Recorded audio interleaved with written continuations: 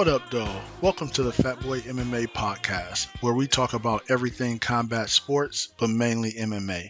If you want to hear a couple regular MMA fans talk about MMA history, notable fighters, up and coming fighters, and everything in between, then this is the podcast for you. Now, I should warn you, we're not professionals, but we are big fans of combat sports. Now, if that sits good with you, grab a beverage, sit back, relax, and let's go. Hello, everybody. Welcome to the fatBoy MMA podcast. I am your host, DC. And of course, I got my co host here with me, Lot. Hey, how's it going, everyone? Okay, and we have two special guests in the building. Of course, we have a guy, he's damn near the third mic. He's been on here so many times, so he needs no introduction. We have TJ on here. What up, what up, what up, though?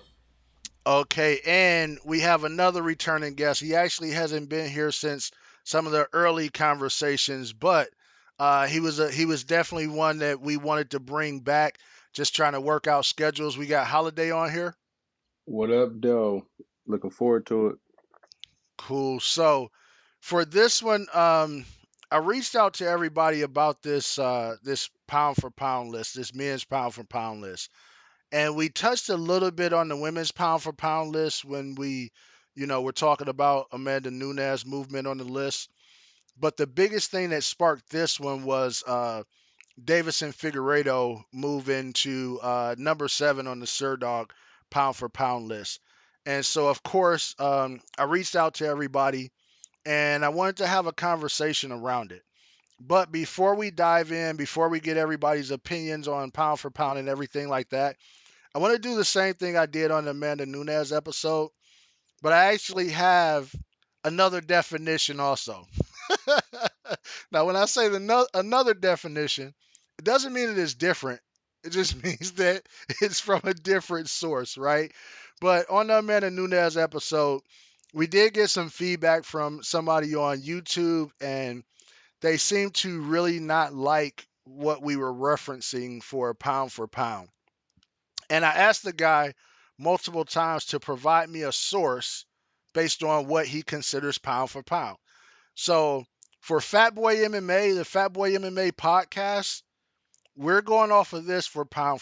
If somebody can give me another source or something better, then we can always, revisit this. But first, I'll give you yourdictionary.com's definition of pound for pound. And it says a comparison of fighters, usually boxers, skill level, regardless of the weight class they are in. So this goes more along the lines of what we talked about in the Amanda Nunes episode. We really talked about skill level, and this was one of the things that the person that gave us some feedback had a problem with. He said it was simply body of work, which does not make sense. Now I'll go to the definition that we talked about, or the history of where pound from pound even came from, that we talked about on that episode, and this comes from Bleacher Report. During the 1950s, there was one fighter in the sport of boxing so incredible in all areas that the term pound for pound was created.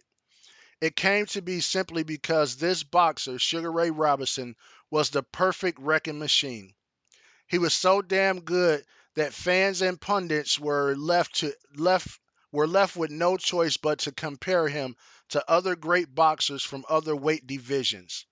There were simply no other comparisons to be had, and once the comparisons began, the question arose, who would win if both men being considered to have the, if both men being considered could have their skills and abilities, the essence of what all makes them great, encapsulated into equal proportions, which again is what I used in that episode. So almost think of it as if we take those two people, we take their skill, whatever the thing is, if they're fast, if they're powerful, if their wrestling's good, whatever it is. But now let's say they are a flyweight and we put them in a heavyweight body and we make them, for instance, in Ghana where they're also 6'4", 240 pounds, who would win? So before we dive into anything, understand it, because I didn't let you all know or go over this to you with you all before. You would only have heard this if you listened to the Amanda Nunes episode. Does anybody have an issue with either one of those definitions for pound for pound? I don't. No. Nope. Okay, cool. So, let's dive into it. And the pound for pound list that was updated pretty much after Figueiredo was given a victory. I really don't want to say beat. Was given a victory over Moreno. They updated the Sherdog rankings, and then also the UFC kind of updated their rankings. And based upon the rankings that are there, which I won't go into detail on each of them right now, we'll go into it a little bit later. I want to get some feedback initially just on what everybody thinks about as far as Sherdog bouncing Figueiredo up to number 7. And I actually want to kick it off with you first, Holiday, since you haven't been on here for quite a while. All right, yeah. I was trying to refine the list because my new list ain't the same. Don't have him on it still. Well, But I we can was cycle back around to you. all right. Yeah, let's do that. Yeah. Okay. Okay. We're gonna go with our other guest. We're gonna go with TJ first, and let us get some thoughts on from him on Figueiredo going to number 7. If we're talking strictly Davidson Figueroa, he doesn't belong in the top 10 pound for pound to me. I don't think he has the body Ooh, of I need my work. sound. Shot fired. Shots fired. I mean, but like if we're talking like even going off of your two definitions, right? And I'm going to be strictly logical here, and we can get into the silly shit as I continue to drink Crown Royal. Cheers to my dad. Um, it's he doesn't have the body of work, right? Like he's in a thin division in the UFC, and I hate to say that as much as I love that division, but he doesn't have the numbers. The people he's beaten have been either retirees or people on their way out the door. He, in my personal opinion, has not won his last 3 fights. You go draw, which I still gave it to Brandon. You go Brandon basically finishing him, and then a robbery decision, in my opinion. And again, that's the problem with judging. It's always subjective, but he hasn't won his last 3 fights. So, like, for you and looking at, Sherdog, for you to then justify him being above Stipe, whose really only significant loss came to Francis, Dustin Poirier, who's lost to 2 champions, and Justin Gaethje, like, it's a little bit absurd, in my opinion. And then if you go, can his skill set translate across divisions? What was his biggest skill set before the Brendan fight? Was his power, right? And he was able to touch people and get them out of there within 2 rounds. So you can compare that to Francis. But what was his biggest weakness was his cardio. So Brandon kind of took him to a draw and defeated him because his cardio was just not there. This last fight, if you want to make the argument he won because he was timid, tentative, and essentially avoided any sort of I'm gonna use the term confrontation. Like he avoided getting into mix-ups with Brandon, and he would catch him on the way out. And arguably, he outpointed him. Would that work above 145? Absolutely not. He would get demolished. So I just don't think he belongs in the top 10. I don't even think he belongs sniffing this list at this point. All good points, and I wouldn't even say that he outpointed him. I just think he ended up with things that happened in the fight that more swayed the judges, in particular those knockdowns. But I want to move over to Locke and kind of get his opinion on everything. DC always does this to me. He hits everybody first and lets them like articulate all these well thought out points, and then goes to me like waka waka fart joke. What the fuck am I supposed to say? Listen, it's like when you have guests over your house, you always gotta be like, hey, would you like something to drink first? And then the people that live there, it's like you gotta drink last. No, I get it. I get it. But yeah, I agree with pretty much everything TJ said. We look at Davison Figueiredo, last 3 fights, even if you take it as what it is without arguing what our personal opinions were, it's draw, loss, decision, win. And to move up in the pound for pound with that kind of performance over time, and that's not take away from him, whatever, he's fighting at the highest level, he's the champ, but I don't think that moves you up in the pound for pound. And I think if I look at the two, like Sherdog has him at 7, it moved up to that. I definitely don't agree with that. I think the UFC's got him at 12, and I think that looks a lot closer to where he should be. Yeah, no, I definitely agree with that. And I don't remember where he was at in the last rankings of Sherdog. I should have looked it up to see how many slots he jumped. But that's big. I don't think he was in the top 10. Um, Holiday, you ready for us? Yeah, I finally found it in the 25th hour. Um, but I agree with TJ as far as I personally believe that I'm correct, and I believe that he lost all three of those fights. Um, I he clearly lost the second one, obviously, but the first one was a draw. He lost, and this last one he lost. Um, so with that being said, I can't move you up off of three losses. So I'm gonna have to disagree with it anyway because, in my opinion, you lost those three fights, and we're talking pound for pound once again. So we're not talking record or none of that. We're talking skill set. Well, in my opinion, that means somebody beat you three times, and they are not on this list. You know what I mean? So I would have to disagree just off of that factor alone. Now, skill set, I definitely think that he's a very skilled fighter, but to the point, I don't think that he's more skilled than a lot of other people. I don't think that he's more skilled than Dustin Poirier, actually. Who he's above on the list. Um, I I don't think he's more skilled than Stipe neither.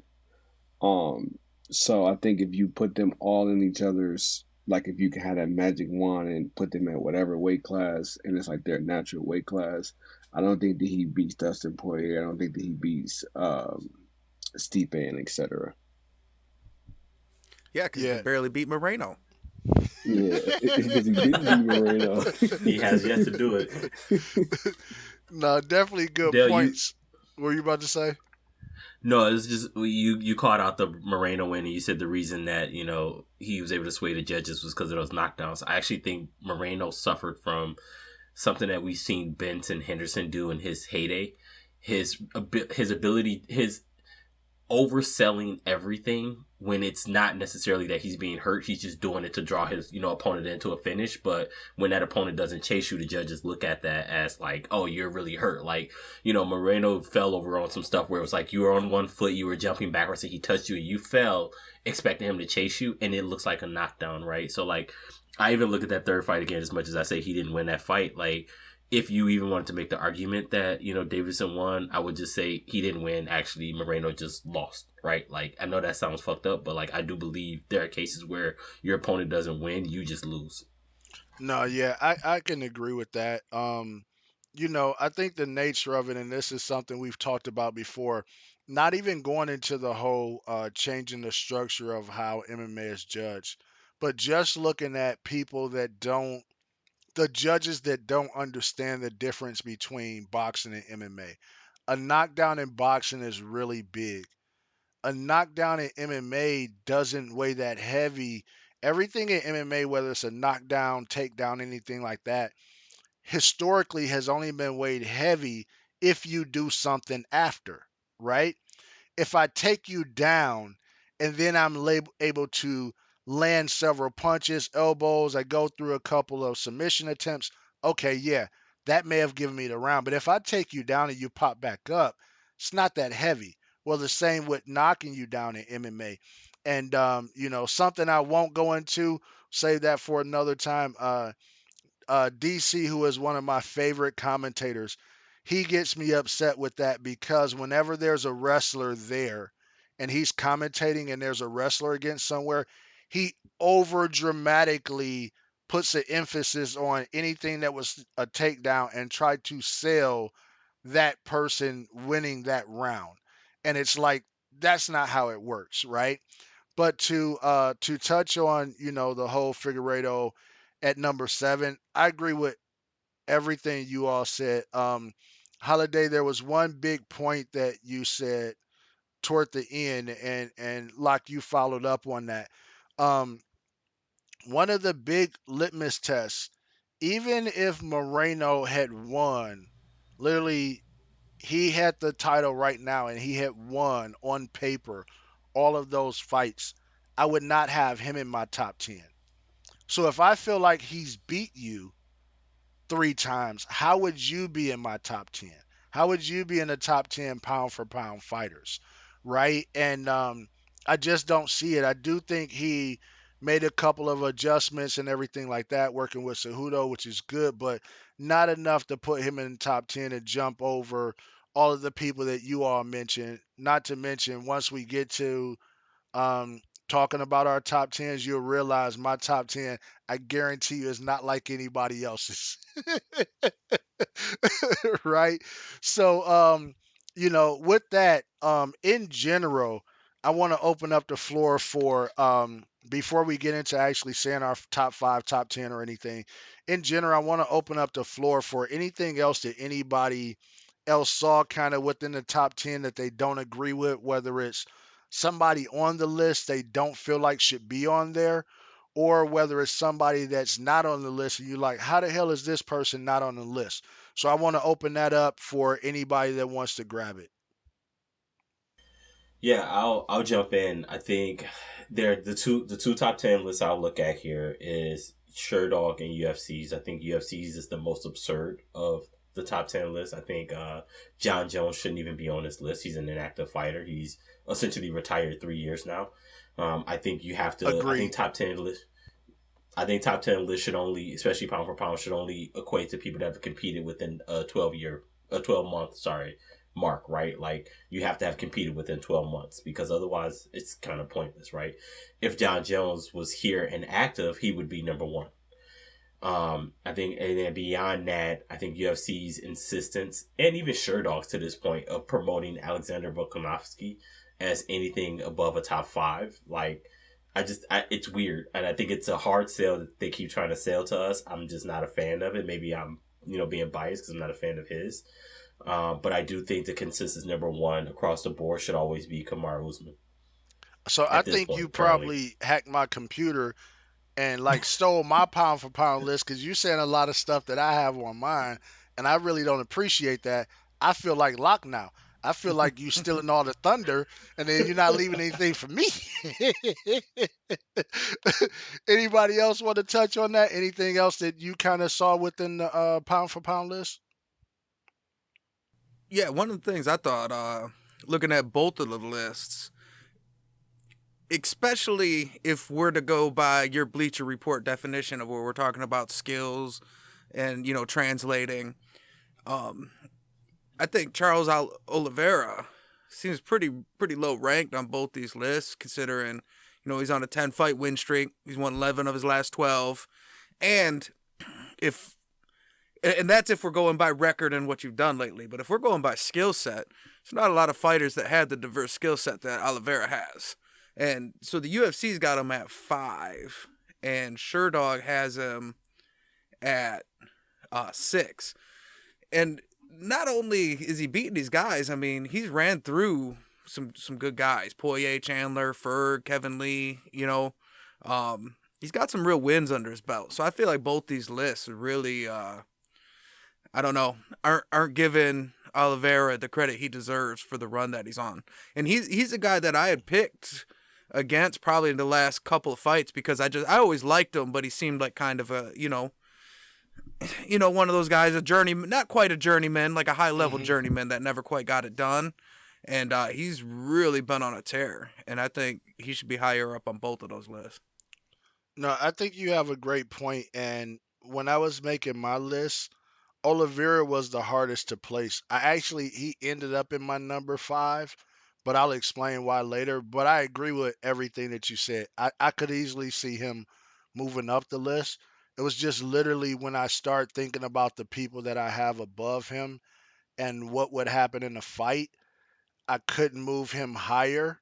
But some of it I wouldn't argue with either because I do think, like you said, he's on a tear. He's shown he can go up against wrestlers, strikers, whoever. So yeah, no arguments there.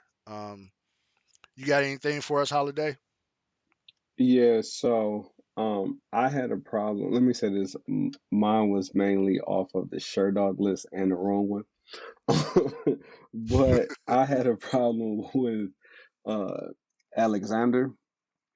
Kind of my same thing. I don't think that he beat Max Holloway.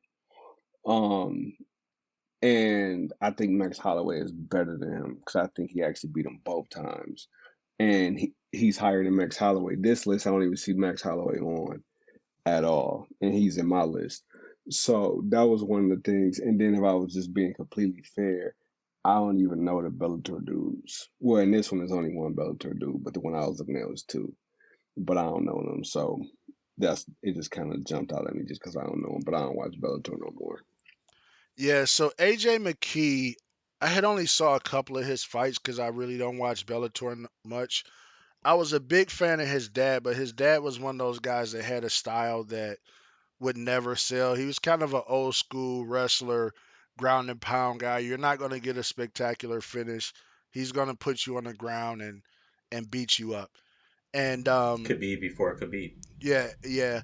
I think the way Khabib does it is a little bit more exciting for the masses, but I was a big fan of Antonio McKee. But so this AJ is his son, and so because I hadn't seen a lot of his fights, when I saw him on this list, I went back and watched a lot of those fights. And so I do still have him on my list, but I don't have him as high as they have him ranked after going back and watching those fights and being familiar with a lot of his opponents and kind of the time in which he fought them. But I think he's a legit guy. But whenever you're outside of the UFC, one of the things that you always have to factor in is I have to think about, okay, he's a 145er. I have to put him in against the other 145s. I have to say, how will he do against Volkanowski? How will he do against Max Holloway? And things like that. And I just couldn't rank him that high unless I really was able to see him against some of those guys, if that makes sense. It's a really good breakdown. Not to step on you here, Holiday, but what one of the reasons why I actually had AJ McKee in my number 10 spot, and I it told you he wasn't stole my like. list. He stole my damn list. He stole my list. But hear me, Hacker. hear me out. I watched Bellator for specific fighters, black fighters that I actually follow, especially up and coming we heard fighters. that.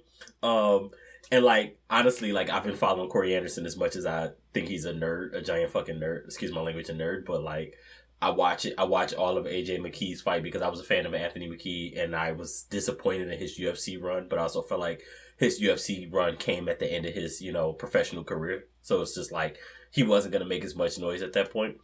I think AJ McKee, why I keep him in that list is one, he's winning these fights that on paper he's not supposed to win, but he's winning them using actual fight IQ over physicality and skills. And I think that's something that a lot of people don't really acknowledge when they're doing their pound for pound list. It's fight IQ, right? Like he beat what was the last fight he beat? One of the Pitbull brothers, if I'm not mistaken. But Yeah, he Patricio. did it he did it in a way that was like, I know I can't outstrike you and I know I can't out brawl you, but what I'll do is I'll start a brawl and then switch to striking. And when you realize I'm striking you, I'll switch back to brawling. And then like you literally saw, Pitbull was like his like brain was trying to figure out like, okay, what are we doing here? And by the time that happened, the fight was over. You know what I'm saying? And so that's why I have him at number 10. I do push back a little bit on you in terms of can he translate his skill set in the UFC? I do think that if he's in the UFC, he's in their top 5 in the 145 division. And I think what he brings to the table would actually outdo someone like Volkanovski. But I can't prove it until we see it. You know what I mean? Well, yeah, you said the exact thing I said. I didn't say it wouldn't translate. I said until I see him against those guys, it's just too hard to tell. Yeah. I definitely think that the UFC is a different animal. It's a reason why everybody's pound for pound list is very heavy with UFC fights. It's really a different animal.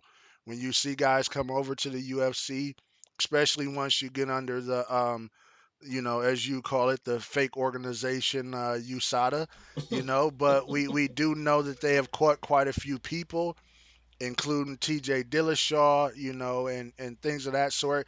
And guys Yeah, aren't very as big as strategic. they used to be. What was that? Yeah, so very strategic. The people they catch at the points they catch them. Hey, I'm Seems to just be a saying, lot of we high saw profile at points we saw a where they lot of need people that. shrink when USADA came, and they haven't gotten bigger. Also true. And Also true. didn't they catch But yeah, Dillashaw on EPO? Isn't that what he's Yeah. doing? Yep. You don't need after a USADA to catch defeat. TJ Dillashaw on EPO. I mean, like, not to go down that rank, but do we need USADA to catch anybody under 55 pounds on EPO? And how have they not caught Izzy with a titty yet? So let's keep it moving, though. That's a Listen, whole nother first of conversation. all, he told you what that happened. That was from weed. In the And my story, titties from it was weed. Popeyes. My titties from Popeyes. It That's was what it is. from I'm gonna run with weed. that. But no, good, definitely good point. So I actually want to open it up some now to talk about just in general, the pound for pound list, who you got. You can run down your top five, top 10. We kind of gave a little bit of insight on some of the people we may have on there or may not have on there. But I actually want to start this one off with Locke so he won't say we took everything. So I won't cry about it. I won't take my ball and go home. Give me my ball. Well, I didn't. My ranking is all like real fighters, UFC fighters. I mean, I don't have nobody. I know you got 3 fighters from 1 on your top 10. But You know it. so my top 5 I had, and just like TJ said, I don't count John Jones at all. I mean, obviously, if he's fighting, he's straight to number 1. You know what I mean? He's the top guy historically or whatever. But he's an active fighter, so don't count. So at number 1, I got Usman, and I don't think that's even debatable. I mean, I think he's by far the number 1 pound for pound guy. I got Stylebender at 2, Oliveira at 3, Ngannou at 4, and Volkanowski at 5. Okay. Okay, I like that. That's not a bad it's not a bad one at all. And Uh and I kind of Go wanted to ahead. put Oliveira to 2, Mhm. because I don't want to count that Jan loss too hard against Stylebender, because I like guys going up and taking chances and risky fights, and I don't want, when people lose those fights, for it to be so hard on their legacy or their rankings or whatever, because then nobody will ever want to try and make these super fights again. So Yeah. that's kind of why I kind of left him at 2. But I think if we go by the Bleacher Report, the skill for skill, Oliveira is definitely a more well-rounded fighter. No, I could see it. This is the thing. I could see it from so many angles. I think that the reason why I still have Izzy up there is because I think his striking would be dynamic no matter where you put him. His striking is next level. It's the best striking, in my opinion, in the UFC. So For sure. if I look at a matchup with him and Oliveira, I have to question whether Oliveira can get in and make it a grappling match. And that would be the difference in where I would have them ranked, if that makes sense. And I so far with with Izzy going up against much bigger guys, they're still having a hard time putting him on his back and keeping him there. So it's hard for me to think that Oliveira will be able to do it, especially when he's not a wrestler. It's more if you take him down or if he does something slick to get you to the ground, but he's not going to just go out and take you down. Well, I think a lot of times we mistake like these lean body types and lanky fighters for not being strong, when in Yeah. reality there's not a whole lot of truth to that. I mean, when you look at John Jones, now he's a grown man, so he's bulked up a Hmm. lot, but even when he was young, a lot of guys have said, like Chael Sonnen, and there's guys that are on the Hmm. record that said when he gets a hold of you, he's next level strong. So, I mean, Chael Yeah. Sonnen said he was juiced out of his mind and John Jones rushed him across the cage. Yeah. Yeah, he did. With that note, Holiday, I'm gonna skip over to you next. All right, cool. So mine and his is pretty close. I got Usman number 1. I think that Usman has had the best run currently, and that not only was he beating people, but he was really beating people decisively, right? He had a couple close, but for the most part, he was really just beating people. And then after that, I got Izzy. Um, I got Izzy. I believe that I was a little disappointed by that loss. Not that he lost, but it was like it was the first time I ever seen him where he looked to me like I don't even know the right word, but I felt like he just looked like when he was He like on the didn't care. ground, like he didn't try enough. Yeah. And it's we know that obviously since then you could tell he's worked on like getting up and stuff like that. But it seemed like to me in that fight, I know obviously he's much bigger, but he seemed like he was okay with it, if that makes sense. Being down and stuff like that. But and then his last fight, I felt like that he should have ended it. Um so the fact that they was saying that Whitaker won, or some people were saying that Whitaker won, was crazy. Because it's like what I think is weird about fighting is I think something can be close and not close at all. So I think every round could be close, but you can lose every round. So technically that's not a close fight, but it is because every round was close. And I Hmm. don't think that he lost too many rounds if my memory is not right there, but I think I only had him losing like one. Yeah, I think I had him losing one. I think it was the second round or something. But I think that he should have actually ended the fight. But going not too far on that, then I do have Charles Oliveira third as well. I think the streak that he's been on, he looks really hungry. He looks really sharp. His movements, like everything, he looks like he's really like locked in.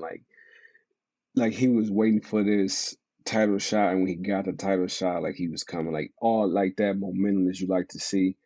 I think he has a lot of it in there. I think his skills is amazing. I think he keeps showing it. And then I actually got Max Holloway fourth. Um, Once again, I think he beat old boy twice. I think I forgot who that was. I think it was uh his name escaped me. I just had his name in my head.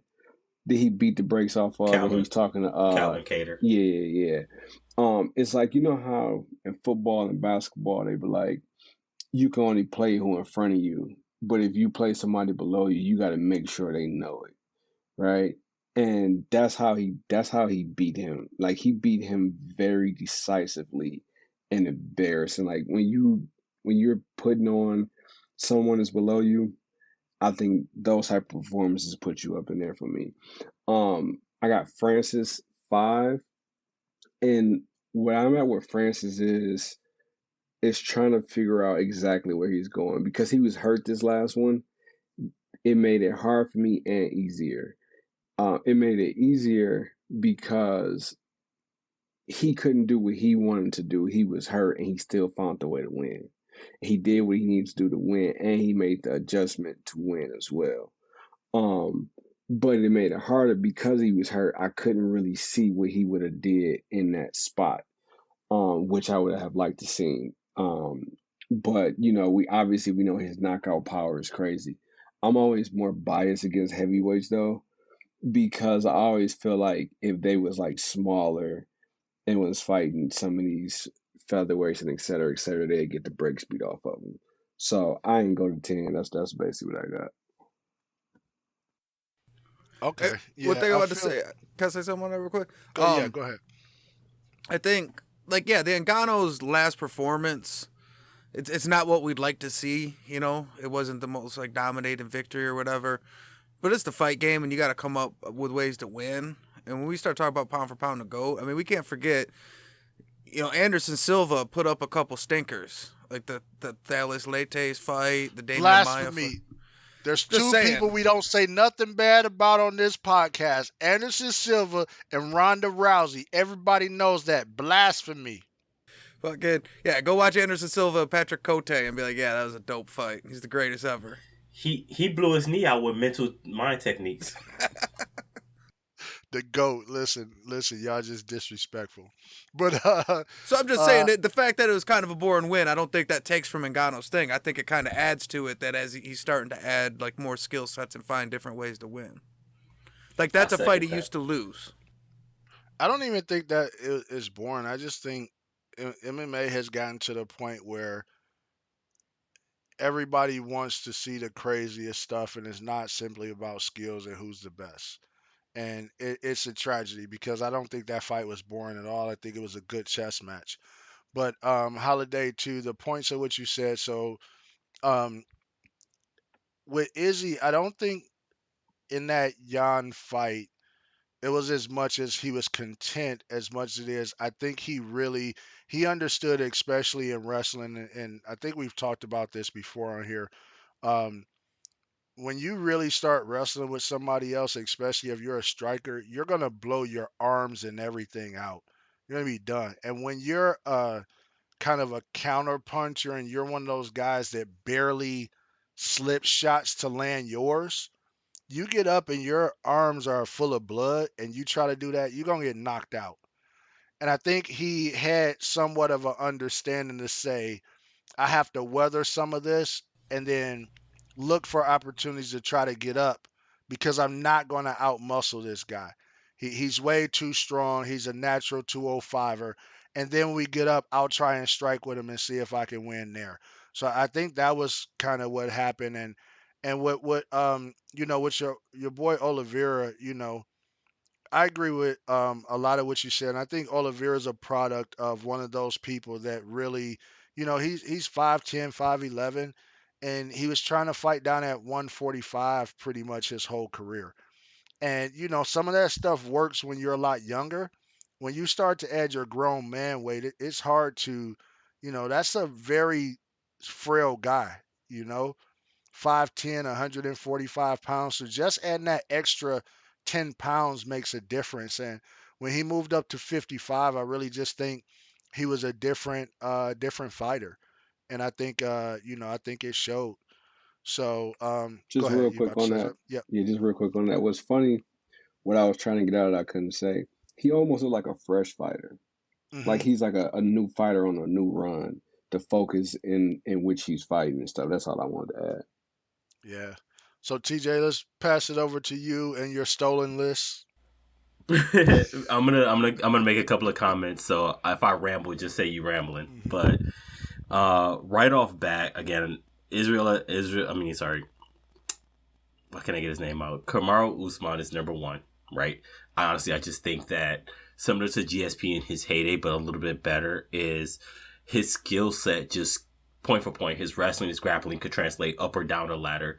His understanding of striking now, 2 years ago, I wouldn't have given him this, but his understanding of striking now can translate up and down the ladder. He knows his power. He knows how to, I'm going to use the term, pull his punch and when to put power into a punch versus when you're just touching a person to score a point.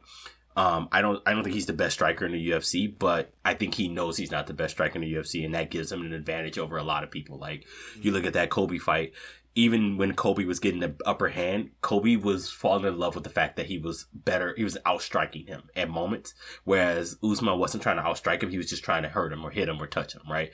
And that's something that's going to carry him across the board. I have Israel Adesanya as number two. You guys touched on this last fight, and even looking at the what's his name that he lost to. Why did I Jan just draw a Bloy, blank on it? but Yeah, I can't pronounce his last name. it's all right. I was looking at Peter Yan. I was looking at Peter Yan's name, and I was like, "What? Why am I going to call him Yan Peter?" Yeah, because his But is spelled with a even J, but we pronounce it Jan. So exactly, just different languages, you man. you touched on it here, and I think it's something that we should all consider. Like, I think it's a combination of both what you and Mark said with that fight. And I believe Israel. Like, I believe Izzy. He said, I was bored within that fight. And it's something that we've seen John Jones suffer from for his last three fights. We saw Anderson Silva suffer from it, going into the Chael fight and then getting knocked out in the Weidman fight. I think a lot of times with these highly skilled fighters, if they get to a certain point where they're starting to lap the competition, they can get bored. And if they don't know how to mentally change over, they will lose a fight. And in that fight, like, there were points in that fight where it's funny, the commentary, I think it was DC was calling that fight, where he said every faint movement or even like body shudder that Izzy did, Jan would react to it in almost fear. Mm-hmm. And Izzy just wasn't using it. He was just standing there like, oh, you're going to jump. I'm going to fake jab. And you look, and then he would stand there and look at him. And then Yan would just almost panic, take him down. And so I said it to say that I think if you put Izzy and Yan in the cage right now, Izzy would win that fight. You know, I hopefully doesn't make the mistake of saying that I can go up there as a 185er and fight a 205er. I think he should do the proper thing, which is build his strength up. My number 3, it's a little bit hard, and it's similar to what a lot of you guys said. I got Charles Oliveira at number 3. I debated between him and Francis a little bit. My reasoning for Charles is we often forget as hardcore MMA fans that Charles came in this organization when he was like 20 years old, and he did not know how to fight, right? He was a jiu-jitsu guy who got in the UFC because at that late aughts, early 2010 on in that late 2000 period where the UFC was like bringing in all the Brazilian jiu-jitsu guys, like these are the guys. So he came in and he won some fights with his jiu-jitsu skills, but he couldn't grapple, he couldn't wrestle, he couldn't strike. And he actually built himself up by fire. He went to the table. He got beat. He got defeated. He tried 145. He tried 155. He learned how to strike. Like, you watch that Dustin Poirier fight. He learned how to strike with Dustin, not to knock him out, but this is how I strike, just enough to get you to the point where I can grapple you and choke you the fuck out, right? And like, that's something you can't replace. And once you learn that, once you got that ability will carry you across your career, and to the point where now that he knows that, he may be one of those rare 155ers that can actually compete into their late 30s or early 40s, because he's not trying to knock you out every time. He's not trying to get in the wars. He's just trying to get you to make a mistake for him to choke you out, right? I didn't mention this. I'm going to mention this controversial statement, why Usman is number 1 too. I, in my heart of hearts, believe Khabib retired because he realized he was at that point where people were going to start calling for him to fight Usman. And I don't think he wanted anything to do with that. I don't care what nobody say. I know the Russians are going to come after me. My Twitter's going to get hacked again. I'm going to get those death threats that I got on Instagram. I made a comment. Somebody on one of them MMA sites on Instagram, they put, the best whatever of every weight division. They put Khabib, and I was like, so we just gonna continue to disrespect BJ Penn's entire career? And I literally had DMs for 5 days straight about how Khabib was the fucking god, and I'm like, get out of here, y'all, chill. That said, okay, so if I go to my top 3, Max Holloway is my number 4, even though I said I debated on Francis and Charles for number 3. Max Holloway is my number 4. I can't logically give you an explanation other than I'm just that big of a fan of Max. And had he gotten those decisions over Volk, I would have had him at number 1. I know that sounds crazy, but I just think that what Max brings to the table as a fighter, again, we're talking about history, skill set across the board. Max doesn't lose fights by getting out wrestled. He doesn't lose fights by getting submitted. He doesn't lose fights by getting out grappled. He only loses fights when a person outpoints him. You get what I'm saying? And there's not a lot of fighters in the UFC history that can say that I only lose because a judge decided I lost a fight, right? Like, would you say Nate Diaz to a certain extent, or the Diaz brothers to a certain extent have that? But like, I think they're garbage and, journeymen, but that's a whole nother conversation. But like, they're icons. I just feel like you can be an icon in the journeyman. Look at the Junkyard Dog. Look at Shelton Benjamin. I mean, let me get out of here. Sorry. But like, I think you did not just call Max the Diaz Holloway brothers fucking Junkyard Dog. Yes, Jeremy. Yes, Jeremy. I did call him the Junkyard Dog. And I Shelton did. Benjamin. I don't think he did nothing else. Junkyard Dog and Shelton Benjamin were intercontinental champions in the early 90s, and they did nothing else with their lives. The Diaz brothers won championships in junior organizations, and they couldn't step up when the competition got better. Okay, TJ, wrap us up because you're only at like number 4. All right. Just give us your top 5. So beyond that, I do give Francis number 5, and I think because what Jeremy said, he made a really great point. We saw Francis win a fight that on paper he should have lost while injured, and I think that's a true testament of skill set and fight IQ. Which again, I said we need to weigh in when we do these top 10s is fight IQ. Francis realized that he couldn't move the way he used to move. He couldn't generate the power he needed to generate, and he quickly became a wrestler. And it's like, Francis 3 years ago wouldn't have done that. He would have got outpointed and lost. So I think you got to give him that credit. And I think if we had this conversation in another year, if he stays with the UFC, he'd probably be number 2 or number 1. No, you had some. Go ahead, Holaday. I was about to say, I just had really 1 to 2 points of contention I just had to ask you about. Wait, hold on. If you So gonna ask him some stuff, because this is the thing, we got about 15 minutes left. We see he took up 10 minutes right there. So these hopefully these some quick questions because there's a couple more things before we wrap up, so we don't make this too long. But go uh, ahead. basically, what I was gonna say is, how can you have Max four, but then say if he won the fights, he'll be one? And if that's the case, that means you actually think he lost those fights, which he didn't. So what I started that conversation with was I'm extremely biased on Max, and I'm like he's literally like one of my favorite fighters in the world. So I'm trying to be very fair here. I I think he won all of those fights, but on paper and his record says that he lost those fights. So if I'm just trying to strictly stick to like record and all of this, weighing all of this in, I think it's kind of hard to justify him over Usman and Izzy at this point. I think if he had those wins on his record, there would be no doubt about it. I also think that again, if he fights Vulcan, he actually gets a definitive win, as in he stops him. I think it's going to be a hard case to make an argument about him not being one or two.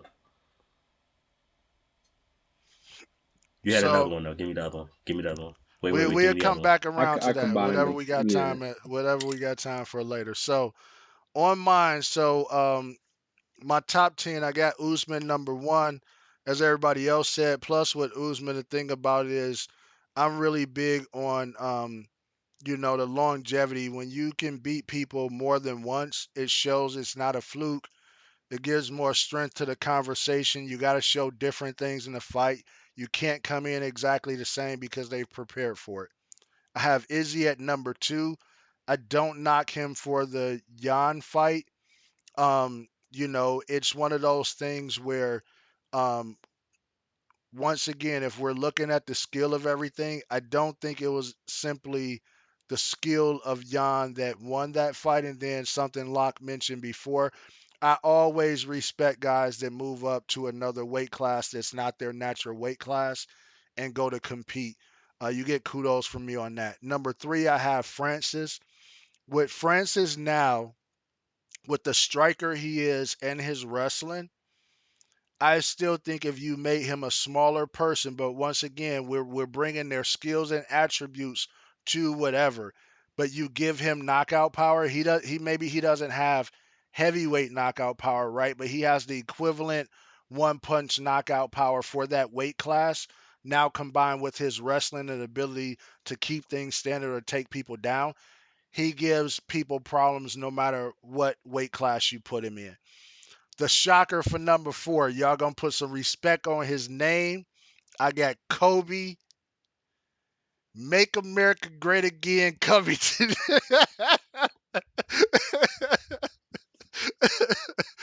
I see y'all laughing. Yeah, I know y'all muted Kobe Covington. And listen, I have him there because you can't have two very close fights like that with the number one guy, and I don't even put you in my top 10.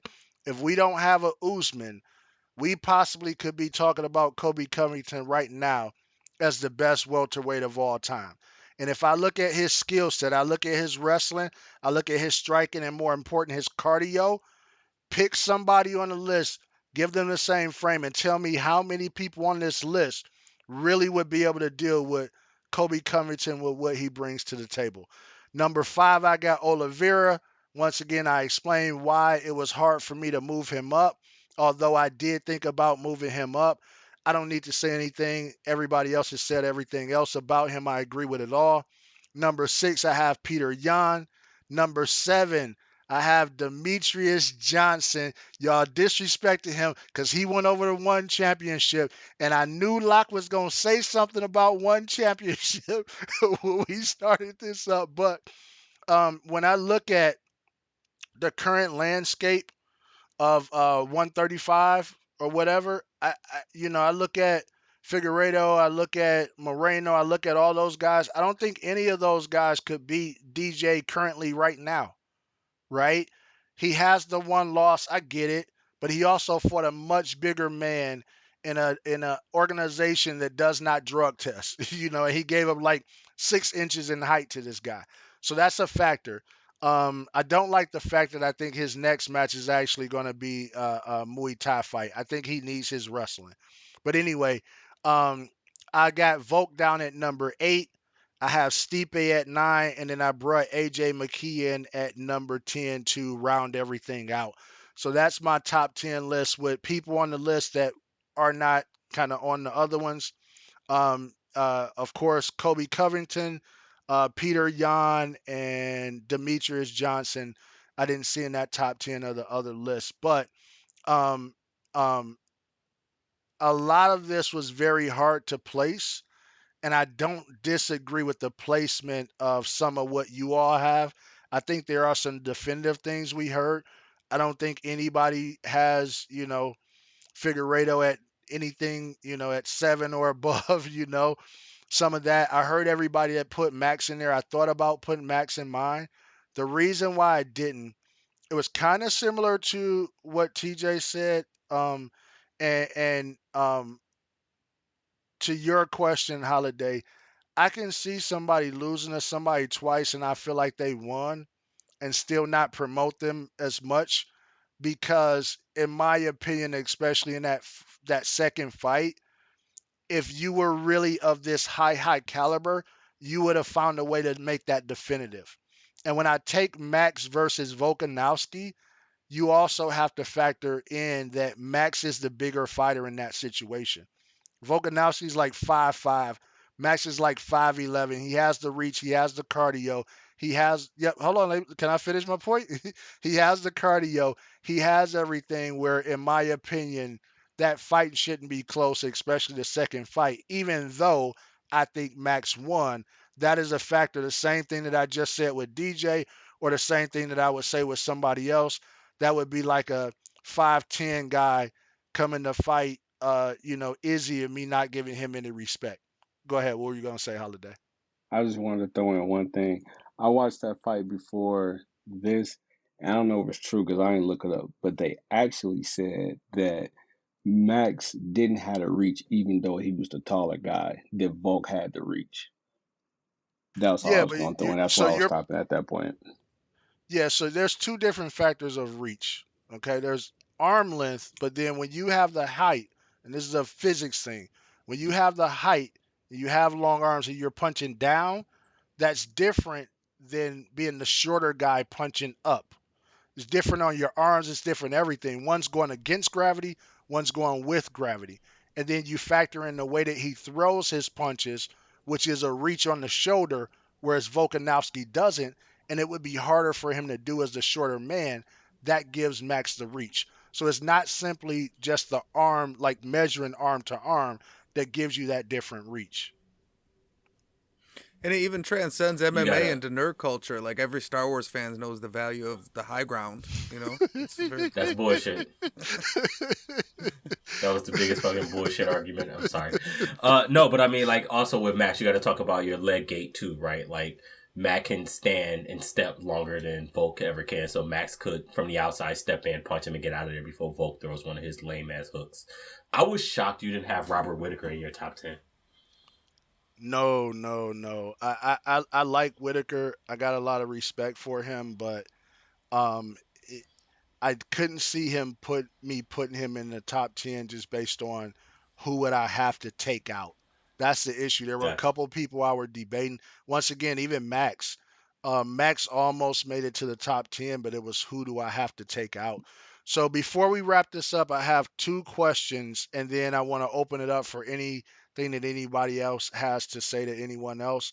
And the two questions are, and this goes out to whoever wants to answer it. You can answer one or both of them. One, who do you see possibly falling off of the pound for pound list in 2022? And who do you see as a person you can see being added to the list in 2022? Uh, Alexander Volkanovski. Off of which list? Like the UFC list, the Sherdog list, our own personal list? Let's go with the Sherdog list. Really, you can touch on whichever one Let's you go with the want and worst just name the list. list. Sherdogs. Gotcha. Go with whichever one you want to just name the list. Gotcha. And if nobody else want to go, I'll go first. I thought I he was think about you're to gonna round add. us out. Go ahead, Mark. All right. So I don't think the Stipe is going to stay on. Um, I think that he made it to the tail edge because I don't even feel like he's gonna fight again. Um, I think that they're gonna figure out that Volk is a fraud. I don't think that he's going to stay on it. Um, I think that Kobe may make it, but he gonna lose. He gonna lose to Street Jesus. I just want to go ahead and say that. Um, If that happened, I'd be surprised. I mean, it's the fight game, but I really don't see him losing to Masvidal. yeah, me neither. But I feel like he's gonna. But yeah, other That than would be that, hilarious. I don't know who I think that besides how I just said him. I don't know who I think would make it on. I haven't been kind of all the way on it as I usually have, so I can't really think of too many people offhand. But those are the people I think that's gonna come off mainly because I think their position is shaky in the first place. I think Brandon Moreno will make it. I think Justin Gaethje will likely fall off if he loses to Charles, and I think Charles will beat him. Um, and then I don't see Kobe making the top 10 because I think the stigma of Kobe and Usman is gonna carry him through his career.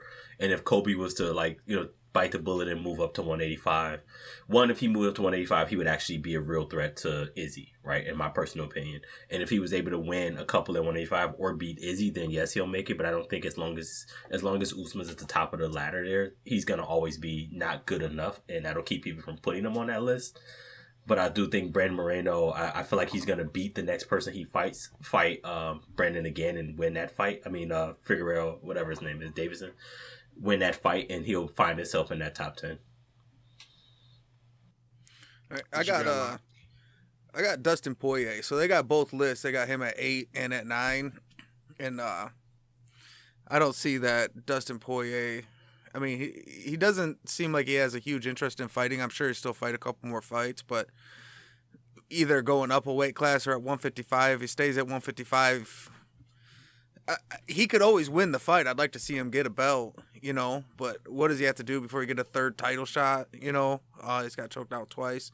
So I think Dustin Poirier would fall off both those lists. Um, and as far as who goes on, I don't know.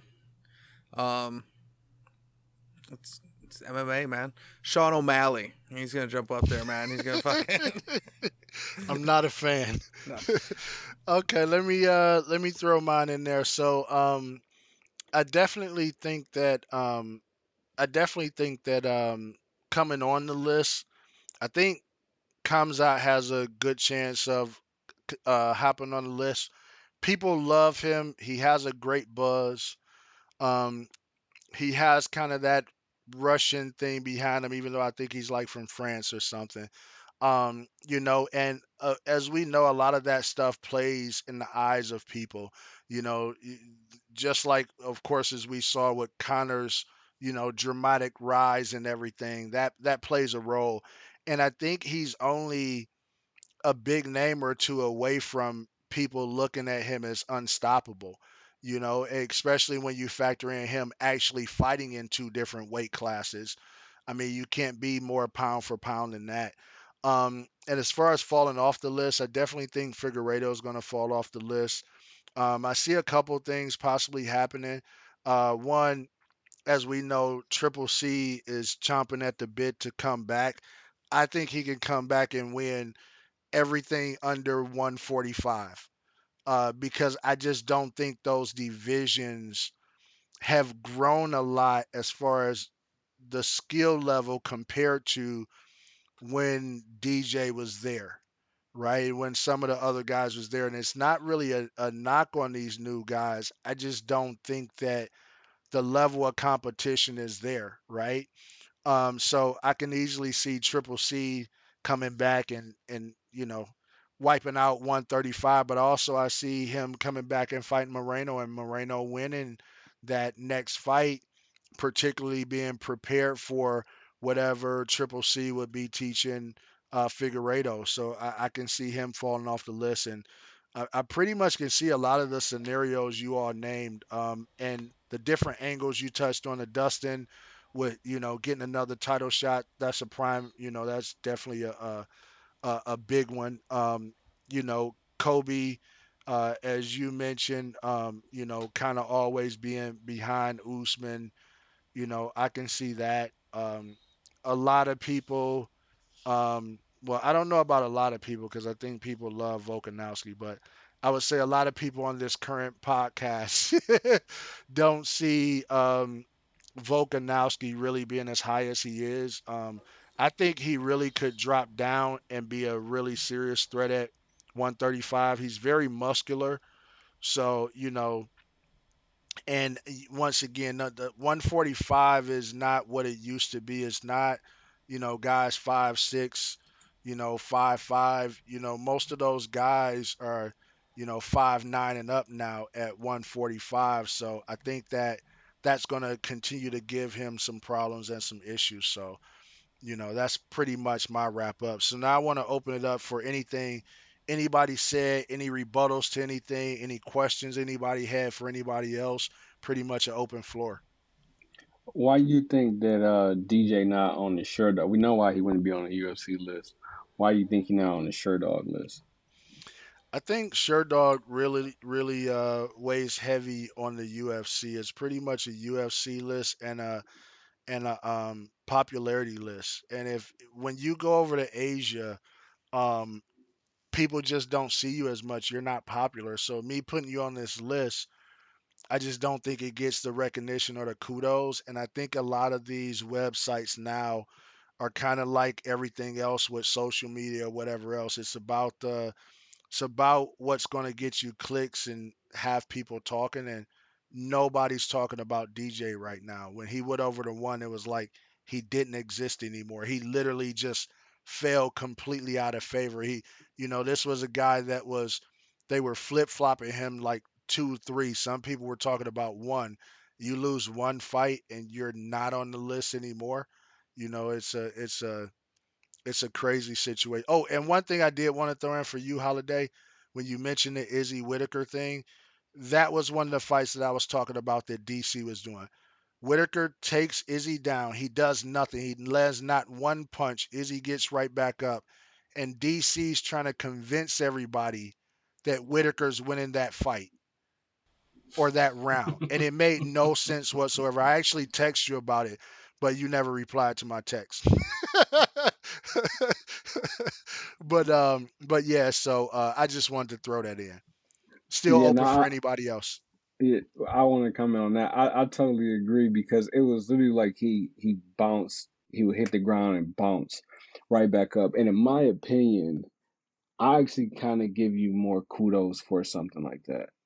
You know what I mean? Because it's like you took me down, but you couldn't keep me down, and that's kind of your job. I'm on the defensive at this point in time, Hmm. um, and so in your intentions is to take me down, and more likely you took me down because you surprised me. So if I got right back up, in my opinion, you lost. Yeah, and I think DC, if I'm not mistaken, he did the same thing back with when DJ fought Cejudo. I think he was one of those people that was really going hard at DJ losing that fight because of some of those Cejudo takedowns. But anybody else got But anything you want to shoot to it anybody else? Go ahead. Go ahead, TJ. just real quick on a DC note, it's a weird bias of his for wrestling. You called it out earlier, but that DJ Cejudo fight was probably one of the greatest examples. Every single thing, every single grapple exchange that they had, DC made it sound like Cejudo was manhandling DJ, Hmm. and knowing DJ had it was two blown out knees at that point, right? He walked into the fight with one and blew out the other one in the first round. Hmm. The fact that he was winning those exchanges or defending those exchanges, it's like I still feel like DJ won that second fight as well. And I know we're saying that a lot about some bad decisions here, but I just think that that's something that going into every fight where DC is commentating on, if there's a wrestler in there, I mute it because it's like it gets annoying after a while. It's like, all right, bro, do you got money on this guy? Like, what are we doing here? Yeah, But that's another podcast topic. that's what him and Justin Gaethje had a little small beef about when Justin Gaethje was, trying to get that next um, title shot, and who was it? It was it. I think it was one of Khabib's cousins or something. I think he's an AKA guy, and He's fighting this weekend. yeah, he put on a good performance, but it was really a wrestling dominant performance. And DC made it sound like he was like you know like he was a top 10 guy that we should be talking about. And it was a good performance, but not to the level of what DC was speaking of. But listen, I don't mind people being biased. Just admit it like I do. When I'm biased, I'm going to tell you up front I'm biased. So you know, okay, judge this based on the person that's biased, right? But when you really try to convince other people, especially when you're the stature of a commentator and you understand that judges and people are hearing this, you're influencing decisions. And I think that's not quite right. Anything else? Yeah, real quick, just a couple things. I didn't have DJ on my list because he's had one fight in 2 years. And all things considered, big guy, drug testing, blah blah. It was a loss. It was a knockout loss. So Hmm. figure one fight in 2 years. That's almost like the John Jones rule. You're almost out just because of inactivity, but then it's a loss on top of it. So he was off my list. And I think you're much higher on Colby Covington as a fighter than I think he deserves. And I'm a fan of his fighting style, but I mean he ain't had like a good win since uh RDA, right? Or No, I push back on that. His last two defeats was really to Usman. Everybody else, he's like, I'm gonna use the word, he's ran over them to the point where they look like inferior MMA fighters. So my only reason for Kobe not being on there is because of his losses to Usman is gonna always make people question his high level skill set. Sorry, I just had to put that out Yeah, there. right, if you go back, so I mean, he TKO Woodley. He got a Shopworn decision. Woodley That's and a true, but I mean, Shopworn Robbie Lawler. So that's what I'm saying. His last good win was RDA. That's in 2018. well, you gotta let me answer. I'm just saying. So he TKO Woodley. I get it. Yeah, he's not the Woodley of old, but you know, I'm a big believer of if you're in a certain division, one, you have to fight who's there, and two, you're fighting people that are ranked ahead of you. Right? So if you're fighting people ranked ahead of you, you're trying to get to that title shot. You're fighting who they put in front of you at that point in time. And if you look good with them, the factor of them, the fact of them being kind of a has been, it's not like you're fighting a guy that's now out of the top 5 or 10, right? And he's a guy of yesteryear, right? It's not like when we talk about those sad situations of a guy that really just stayed around way too long and now you're beating him up. So, Robbie Lawler, as you mentioned, yeah, RDA, you can talk about the time frame. It was 2018, but it's not like he's been sitting idle. He's been fighting every year and he's been fighting who's in front of him. And the only roadblocks in that time has been Usman. So my real question to you would be, okay, great. Who do you think at that weight class he should have fought that he didn't fight? During this time, mind you, Kamzat wasn't around. You have maybe one person. The only person he didn't fight is who is that? The Usman beat his ex teammate. Burns. Yeah, Burns. That's like the only person that he didn't fight coming through that area that would have been like top 5 or top 6. Well, I get it. You got to beat the guys that are in front of you. I'm just saying, if we're talking about pound for pound, beat a good fighter. Beat a top fighter. Like so, at ranked at welterweight right now, you got Gilbert Hmm. Burns, Leon Edwards, Vincente Luque, Bilal Muhammad. He ain't beat none of those guys. Now, you do you really think that That looking at the guys that you named, if we're talking about skill for skill, right? I get it. You got to remember what happened in that division too. A lot of those guys, it was like a guy hurt here. That division was really weird during that stretch, right? That's how he ended up in some of those fights. Do you really think Bilal Muhammad beats him? No, but Bilal Muhammad beats Kobe Covington? I think Leon Edwards could. I I think I Gilbert think you Burns could. maybe could. And we know Leon as being the most unlucky guy ever in the UFC, right? How Hmm. many times was he supposed to get a title shot or whatever? And these weird things would keep happening that he just didn't get the title shot or the bigger person. And for him, some of that stuff was also okay. I won these. You promised me a title shot. Why would I go fight a guy that's just as dangerous as Usman when I want Usman because he has the title? You get what I'm saying? So you really can't put that on Kobe. And then when we're talking about pound for pound, we still have to factor in the skill. Right. And we could say as much as you want, but I Mhm. think at some point when we're talking about pound for pound, I can factor in the fact that he's never beat a top fighter in their prime. Like, Can I jump in here real I quick? just Just on want a to say couple of before things you here. say anything, TJ, the problem is Locke don't want to make America great again. Go ahead. No, I'll annoyed let you that go, TJ. Like I said, look. He's an all American wrestler, and I'm a wrestling fan. Okay, I'm talking about straight record. Just saying, straight record. Just looking at that the was only a little facts. clip, so you won't get flagged. You won't get flagged. You can't even tell what song that was. Go ahead. Listen, I'm annoyed that you're making me defend Kobe, but here's If exactly where nothing you're else, that was wrong. fun to do today. Here's where you're wrong. Everybody you named were not ranked before Kobe, right? They actually became ranked because Kobe cleaned out the top 5 division when Usman got that championship. And all of the people you named, including Leon Edwards, would get smashed by Colby Covington. Second to that, those folks that are all in that top 5 refuse to fight each other, right? So Leon Edwards to the worlds, Vicente Luque, even what's this guy's name, Gilbert Burns. They won't fight each other. They're all chasing the people. They all have chased people that Kobe has beaten already. So like when they all ran after Willie, they all ran after Willie because Kobe beat the shit out of him, right? So like they don't even deserve to fight Kobe at this point, in my personal opinion, until they fight each other. Get what I'm saying? So like I just think that that's not a valid argument that you're making there.